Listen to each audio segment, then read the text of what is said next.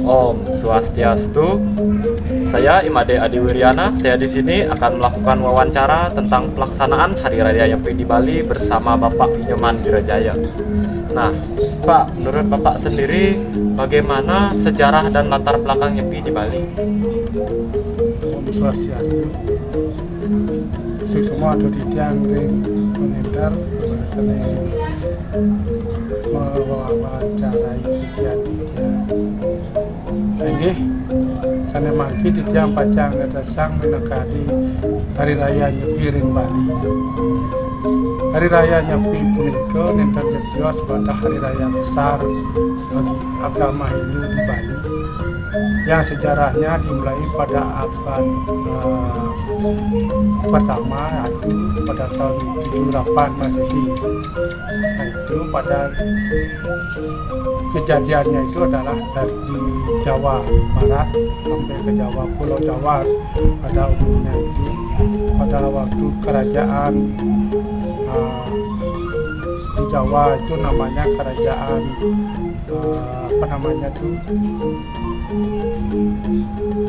Sangkalawijaya, yang rajanya adalah Akitirem.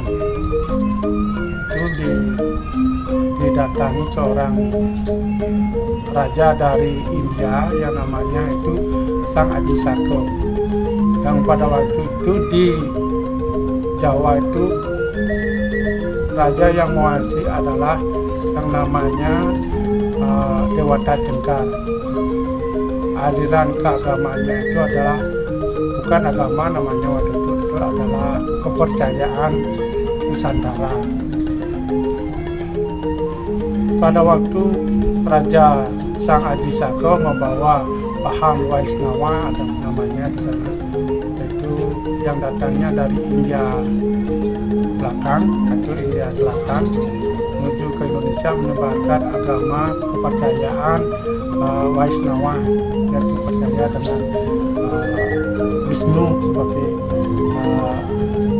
dewa yang paling tinggi. Pada waktu itu menurut buku yang saya baca dan saya dengar pada waktu sekolah dulu, dijelaskan bahwa Dewata Cengkar itu penguasa Jawa itu dikalahkan oleh Sang Aji Saka, karena dia melebarkan gelongannya, ikat kepalanya untuk melawan Sang Dewata Cengkar itu. Apabila selebar dastarnya itu menjadi kekuasaan daripada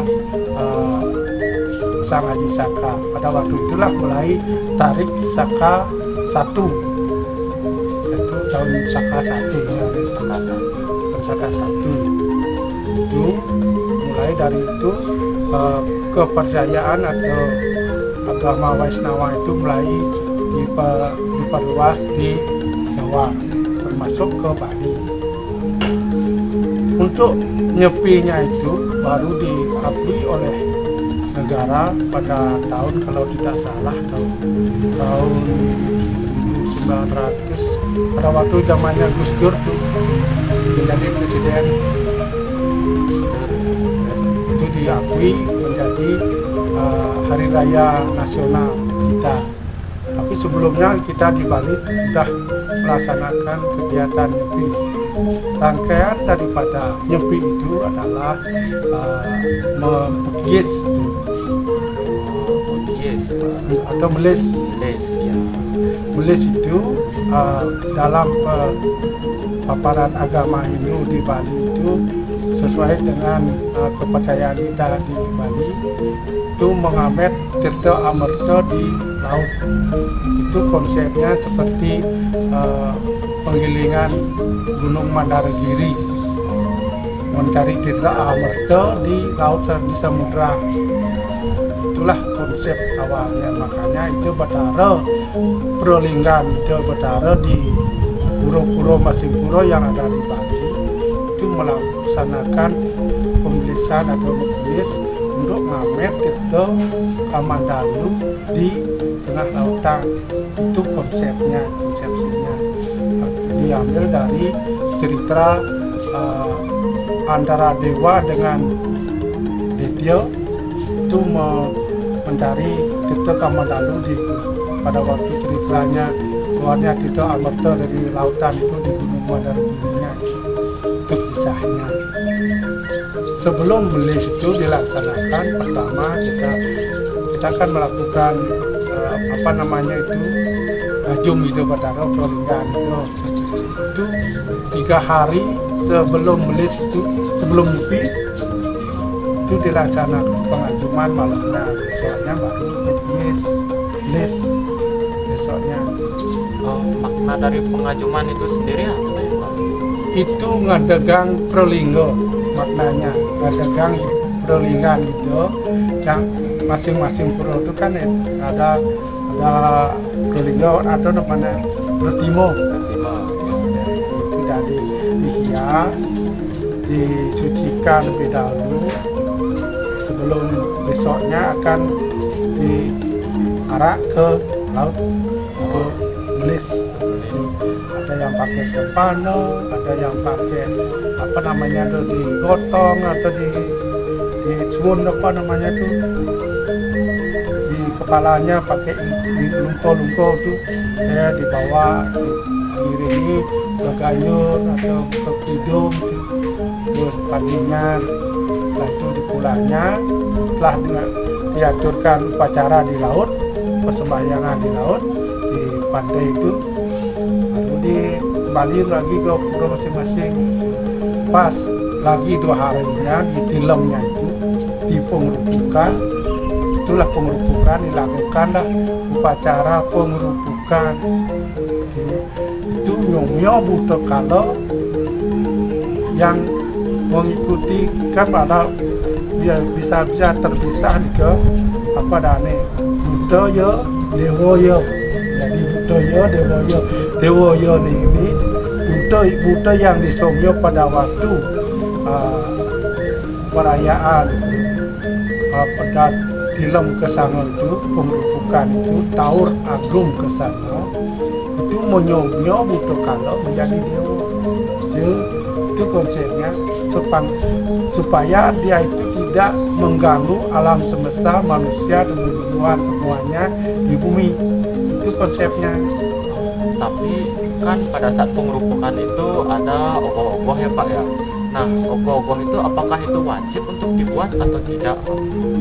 Dulu pada waktu sebelum tahun 1984 belum ada ogoh-ogoh.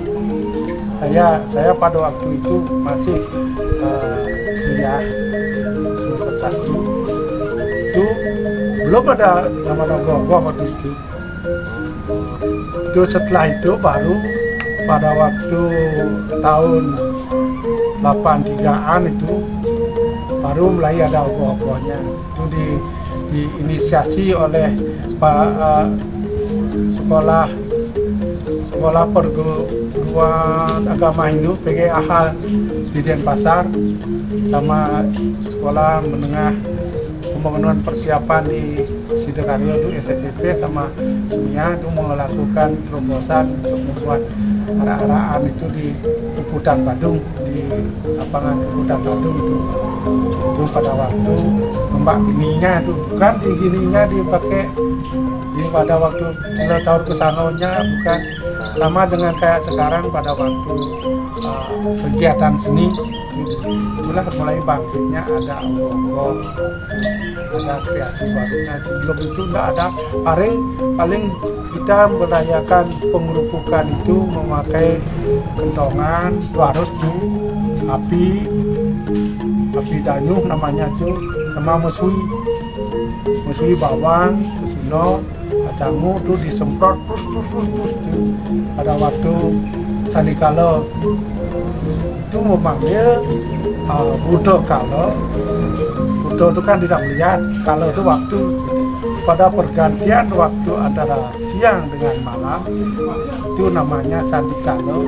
Pada waktu itulah kita melaksanakan menggonggong memanggil Buddha kalau akan diberikan suguhan yang dilebuh itu namanya nasi cacahan, segahan mancawarno, itu diaturkan yang di atas untuk menyimpang supaya dia menjadi dewa ya. Buta ya yang di bawah diaturkan nasi cacahan dan bawang jahe itu, nasi cacahan 108 itu, dan segahan mancawarna itu diaturkan supaya dia kembali ke tempatnya dari buta kala yang dari timur ke timur, ke selatan ke selatan, ke barat ke barat, ke utara dan masing-masing penjuru mata angin itu kembali buta kalanya ke rumahnya masing-masing, ke dewanya masing-masing, supaya dunia ini aman dari gangguan buta kala, misalnya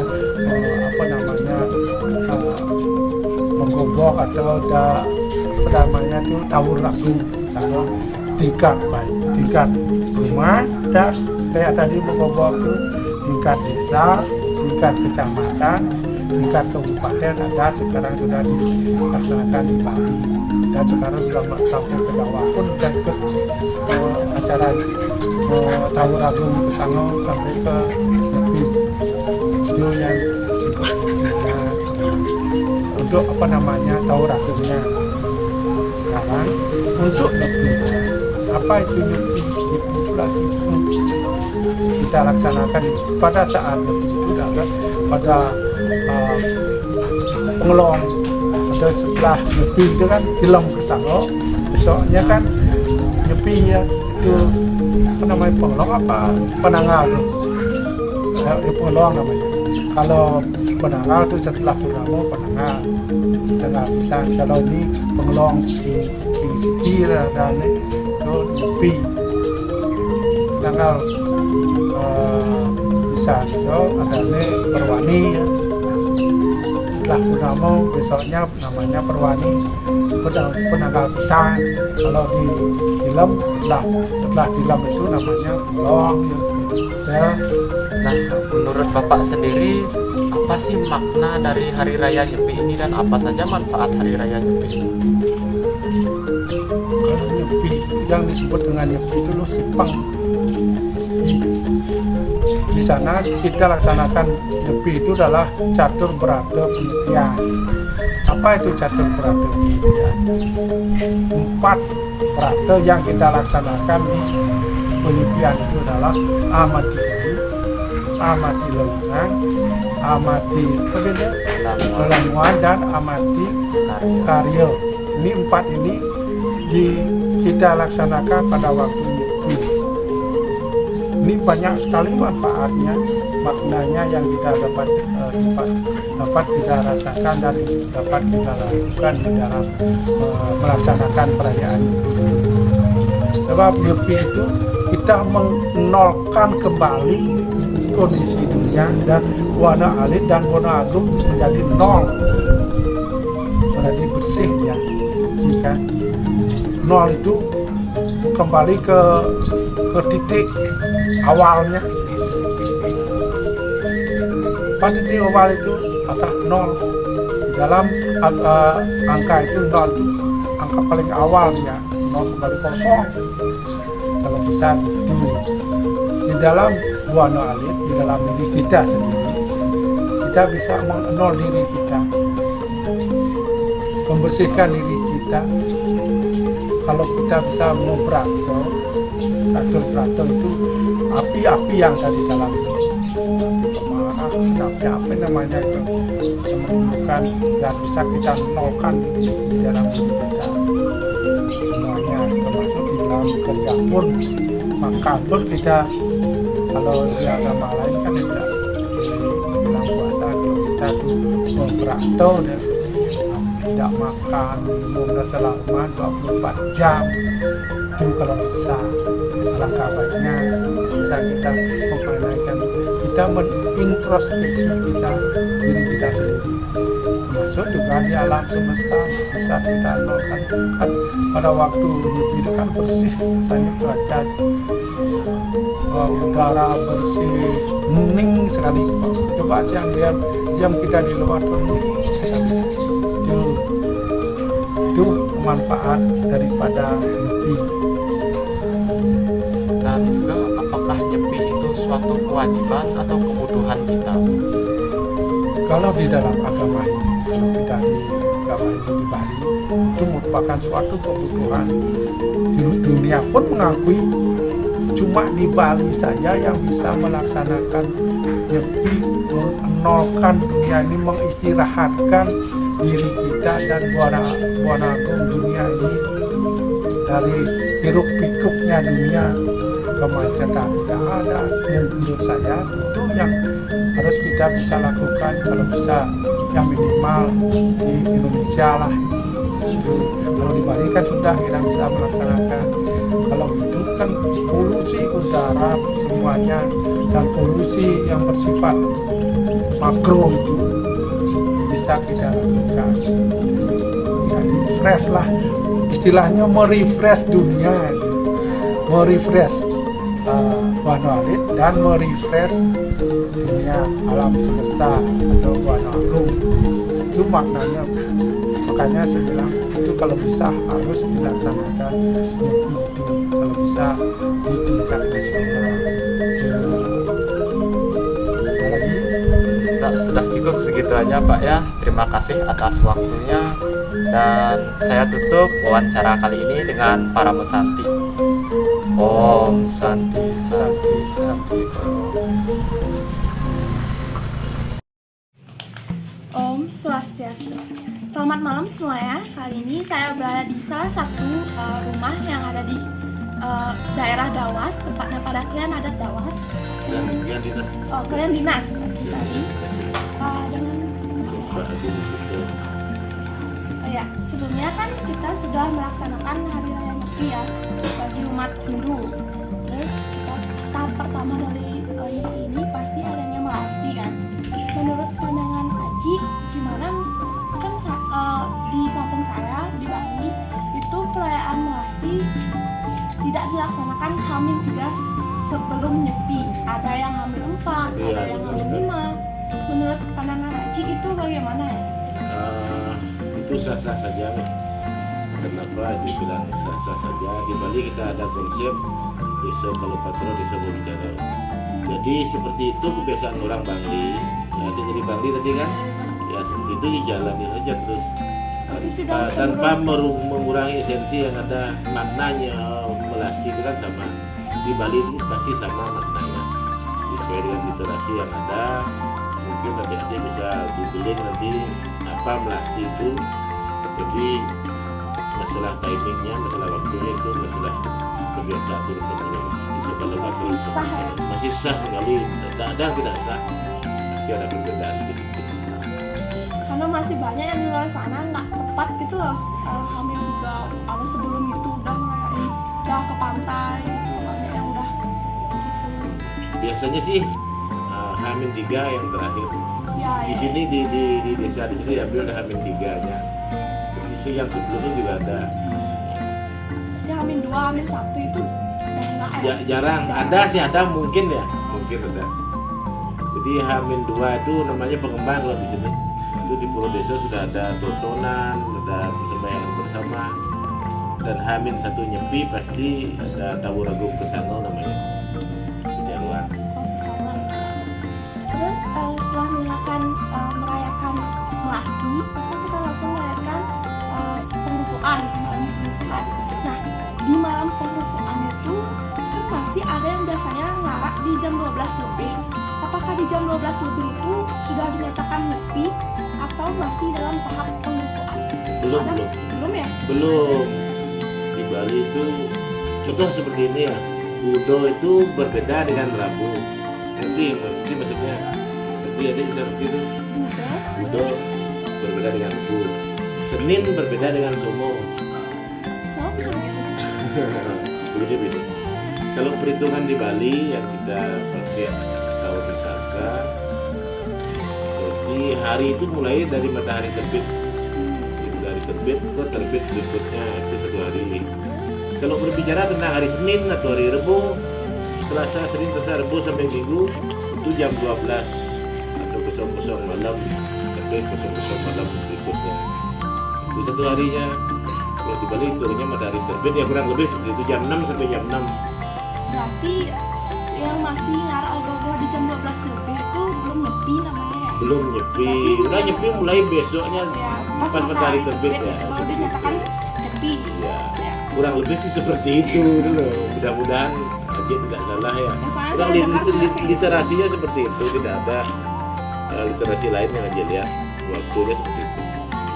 Terus waktu pengukuran paginya jam matahari sudah terbit dinyatakan nyepi. Terus pas nyepi itu kan sorenya pagi, saya di kampung saya pagi sampai jam 4-an gitu ya masih sepi, banyak pecalang yang jaga-jaga. Tapi dari jam 4 sampai malam itu kadang masih ada orang yang berkeliaran di luar-luar itu Pak. Itu subjektif itu. Subjektif ya, gimana menyadarkan masyarakat aja sebenarnya. Salah berarti. Salah sekali. Bahkan dari Haji aja tidak menjamin bahwa kemauan Haji A bentarnya bisa B seperti itu. Itu tergantung ke pribadi masing-masing. Ya kita usahakan sebagai orang Bali, ya mari kita taati catur berata penyepian itu sendiri. Terus kan Aji dengar nggak waktu itu ada berita yang dimana daerah Taman Pancing gitu kalau nggak salah yang melakukan tindakan berdagang di saat perayaan Nyepi. Itu kan kegiatannya dilaksanakan oleh nelayan non Hindu ya gitu. Terus bagaimana tanggapan Aji dan saran untuk mereka yang non Hindu di saat perayaan Nyepi ini? Jadi khususnya bule yang banyak Iya. yang tinggal di Bali gitu. Ada beberapa berita ya, kita tidak terlepas dari zaman dulu pun seperti itu. Sekarang karena medsos sudah ramai seperti sekarang ini ya, jadi tersebar yang nggak patut disebarkan. Jadi sangat menyayangkan sekali hal-hal seperti itu. Mestinya tidak ada yang berdagang secara umum, amati karya sudah dilanggar itu. Jadi sangat disayangkan. Mudah-mudahan ke depan setiap desa adat lebih intens dan lebih tertib lagi ya, untuk menyadarkan masyarakatnya. Dan masyarakat memang harus semakin sadar ke depannya. Toleransi. Seperti itu juga. Ya, Oke, segitu aja bincang-bincang kita pada malam hari ini. Semoga bermanfaat bagi agama Hindu maupun non-Hindu di luar sana.